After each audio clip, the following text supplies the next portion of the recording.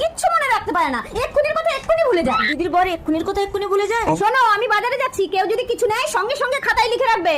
ও দাদা, তোমার এই ডিম কত করে গো? 5 টাকা পিস। 5 টাকা পিস, 4টে নিলাম। একটা ডিম, দুটো ডিম, তিনটে ডিম, চারটে ডিম। বাসন্তী 5,555 টাকা বাকি। কি নিয়েছে? বলতে পারবো না, আমি তো ভুলে গেছি বউ।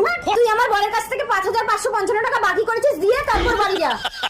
4টে ডিমের দাম 5,555 টাকা। এই, আমার স্বামী ভুলে যায় বলে তুই সুযোগ নিচ্ছিস? কি আমি সুযোগ নিচ্ছি? কি হচ্ছে, তোমার মারামারি করছো কেন? তো বাকি করে এখন শিকার খাচ্ছে না। টাকাটা দিয়ে দাও। ঠিক আছে, এই নাও তোমার 5,555 টাকা। এই আমাকে 10,000 টাকা দাও তো, পুজোর কেনাকাটা করব। কেন তোমাকে 10,000 টাকা দেবো কেন? তুমি কে? ওই দেখো, ভুলে গেলে আমি তো তোমার বউ। ও, তুমি আমার বউ?